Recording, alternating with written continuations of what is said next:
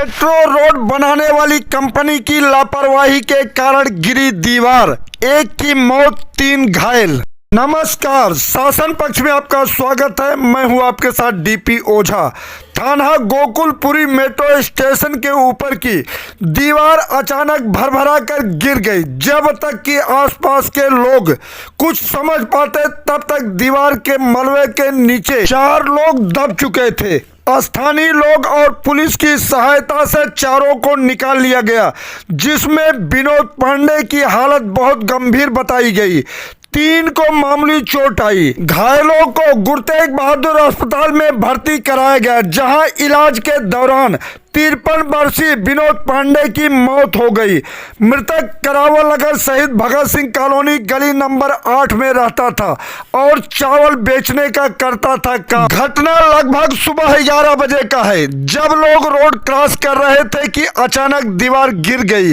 मृतक अपने घर का अकेला कमाने वाला था। वहीं पुलिस मामला दर्ज करके जांच कर रही है।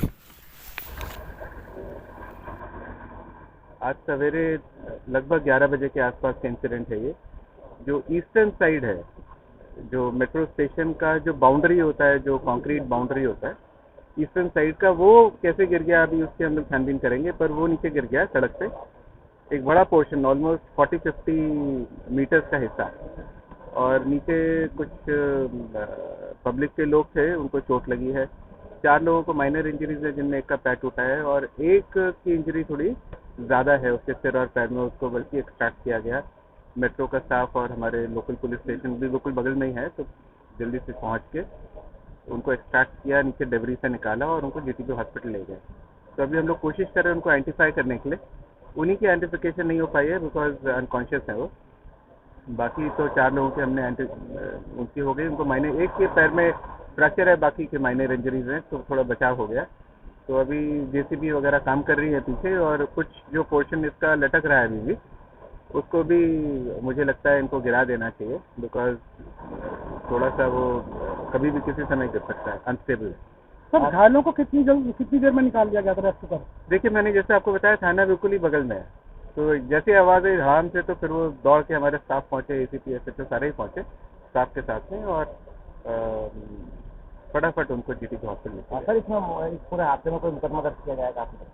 डेफिनेटली जी, हम एक केस रजिस्टर करेंगे अप्रोप्रिएट सेक्शन में, और जो एसएचओ नैन नगरी है वो वहाँ जीटीबी हॉस्पिटल में उनकी देख रेख में इन लोग की इलाज चल रहा है, और हम लोग सारे यही करेंगे। लाख का मुआवजे की बात की गई, जबकि परिवार काफ़ी गरीब है, उसके लिए आप क्या कहना चाहेंगे? देखिए, यह हादसा वास्तव में अपने आप में दिल दुखी होने वाला हादसा है, और ऐसे व्यक्ति के साथ वास्तव में जिसके घर पे हम सब लोग खड़े हैं, उसकी घर की स्थिति ऐसी है, ये बहुत ही दुखदायी घटना है। ऐसा भगवान किसी के साथ ना करे। लेकिन जिस प्रकार की ये दुर्घटना घटी, भाई रोड है, रोड पे तो सब लोगों को जाना होता है, लेकिन जो कंपनी काम कर रही है उस मेट्रो को वैकल्पिक व्यवस्था तैयार करनी चाहिए। आप ऊपर आपके पिलर बन रहे हैं, लोग नीचे से जा रहे हैं, आपकी कंपनी है, आपने तो ये समझ लिया, हमको जानवर की तरह समझ लिया। और यदि इस प्रकार के हादसा, यदि आप वैकल्पिक रोड की व्यवस्था होती तो हादसा नहीं होता। और हम तो ये कहना चाहते हैं, ये 15 लाख नहीं, उसके घर का पूरा खर्चा, और ये इसको मेट्रो कंपनी को देना चाहिए। इस मुआवजे को और ज़्यादा करना चाहिए, और ताकि आइंदा और कोई ऐसी दुर्घटना न घटे।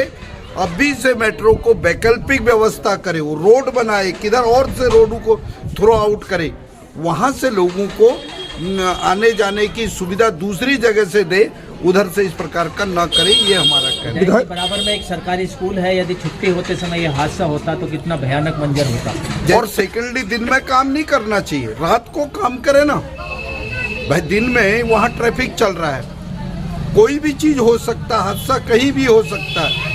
तो उस हादसे को रोकने के लिए वैकल्पिक व्यवस्था नहीं की, जिसके लिए मेट्रो पूरी तरह से जिम्मेवार है। और 15 लाख नहीं, कम से कम 25 से लेके 50 लाख रुपए तक उस व्यक्ति को मुआवजा मिलना चाहिए, क्योंकि उसका कमाने वाला अब कोई नहीं रह गया, कोई सहारा नहीं रह गया। ये मेरे विधायक जी, कहीं न कहीं लापरवाही कंपनी वालों की है। आप मानते हैं इस चीज को? निश्चित रूप से लापरवाही उनकी, यही तो मैं बोल रहा हूँ। उन्होंने वैकल्पिक व्यवस्था नहीं दी, रोड को थ्रू आउट नहीं किया। अभी जैसे आप लोगों ने कहा कि वहाँ पे स्कूल है और स्कूल की छुट्टी हुए हों, बच्चे एकदम से निकल गए, तो वहाँ तो कितना और भी बड़ा हादसा हो सकता है, ये मेरा कहना है। इसलिए वैकल्पिक व्यवस्था दे और दिन में काम नहीं होना चाहिए, रात को काम करे, ये मेरा। ये साल भी नहीं हुआ शिव विहार वाले रास्तों को, ट्रैक को बने हुए और इतनी जल्दी ये टूट के गिर रहा है, तो इसकी क्वालिटी पे भी कहीं ना कहीं सवाल खड़े निश्चित होते रूप हैं। से बिल्कुल प्रश्न चिन्ह ये उठता है। देखिए 10 साल आज भी नहीं दिक्कत कहाँ है, आपका रॉ मटेरियल कैसा है, रॉ मटेरियल की क्वालिटी कैसी है, उसमें कौन से चीज़ों का ही प्रयोग किया गया, आपका इंजीनियर साइट पर क्यों नहीं जाता है। यदि स्लैब गिरता है तो कहीं ना कहीं उनके काम करने की क्वालिटी पे उस पर प्रश्न चिन्ह लगता है, जिसकी वजह से वो मेट्रो का पिलर गिर गया और उस गिलर को टूटना नहीं चाहिए, गिरना नहीं चाहिए। लेकिन ये सरकार से भी मैं निवेदन करना चाह रहा हूँ कि इसमें जब तक वैकल्पिक व्यवस्था ना हो, उसके लिए थ्रू आउट लाइन नहीं दी गई हो, तब तक कोई काम नहीं होना चाहिए। ये मैं गोकुलपुरी मेट्रो स्टेशन पे छज्जा गिरने की, स्लैब गिरने की सूचना मिली थी, जिसमें 4-5 गाड़ी को टर्न आउट करवाया था। उसमें 4 लोगों को चोट लगने की, जिसको पुलिस और दिल्ली फायर सर्विस की सपोर्ट से निकाला गया है और उनको टीटीवी नगर हॉस्पिटल सादरा शिफ्ट कर दिया। अभी मेरा अधिकारी जाएगा और उनकी प्रॉपर डिटेल लेके फिर नोट करवाएगा। कितने लोग घायल? 1.5 घंटा पहले की घटना है। यहाँ से कोई बंदा जा भी रहा था, वो सीरियस भी है बहुत ज़्यादा, उसकी टांग, पैर, हाथ सारे खराब हो चुके। 2 बंदे जो साइड से जा रहे थे उनके भी थोड़ी बहुत चोट आई है, गंभीर चोट है उनके भी। और अभी जीटीबी के बराबर में हॉस्पिटल है, उसमें लेके जाया गया उन्हें। बाकी यहाँ की आप लोकेशन दे सकते हो, हालत देख सकते हो, क्या हालत हो चुकी है। और अभी भी ऊपर कितने लोग घायल? इसमें 3 से 4 लोग हैं। 3 लोग तो मैंने अपने हाथ से खुद देखे हैं और कुछ एक बंदा जो है साथ में वो निकलवाया है भी अपने हाथ से, और 2 जो है वो साइड में चल रहे थे, उनके हल्की फुल्की कुछ है। मगर इतना जाम होता है, इतना रश होता है, अगर खुदा न खासे एक बात बता रहा हूँ, मैं यहाँ से जैसे डेली जाम होता है, यहाँ कुछ गाड़ी खड़े होते, कम से कम यहाँ 10,000, 5,000, 2,000, 4,000 कोई सहारा नहीं थी।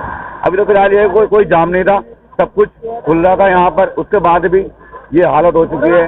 आपके पास से आ रहा था बेटे को दिखा करके, और एकदम से जैसे यहाँ से हम क्रॉस कर रहे थे तो ऊपर से लैंटर गिरना शुरू हुआ सर, और बच्चे को मैंने एकदम से फुटपाथ पे फेंक दिया उठा के। एक स्कूटी वाला था, फिर उसे ऊपर चढ़ाया और ये मैंने थाने में एक सर के पास खड़ा कर दिया बच्चे को। बच्चे की केयर की उन्होंने सर के पास खड़ा किया। फिर मैंने, अब सर ने चाबी वाबी दी है, अब घर जा रहा हूँ। हमारे जो पड़ोसी हैं, इनका लड़का है, अभी शादी लायक लड़की है, पूरा घर अभी ऐसा ही है कच्चा, देख रहे हो आप, सारा टूटा हुआ है। अब जैसे गुजर कर रहे थे, वो तो अब डेथ हो गई है उनकी, तो उनके बच्चों के लिए कुछ आगे के लिए पालन पोषण के लिए कुछ मिल जाए। मेट्रो तो 15 लाख रुपए देने की बात। 15 लाख में होता ही क्या, पहले आप सोचो।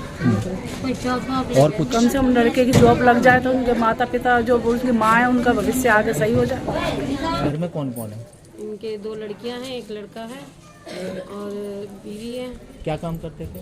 ये जो मिल जाता था, वैसे चावल का काम सुनते हैं, चावल का करते थे। और बहुत गरीब परिवार है। जी। एक बेटी की शादी इनने मजदूरी करके शादी कर दी है, दूसरी बेटी की शादी है, बच्चे इनके छोटे छोटे हैं। इस परिवार को चलाने में मुख्य सहायक यही जिम्मेदार थे। जिम्मेदार आदमी परिवार का जब खत्म हो जाता है तो परिवार को चलाना एक औरत को बड़ी एक जिम्मेदारी बनती है। डीएम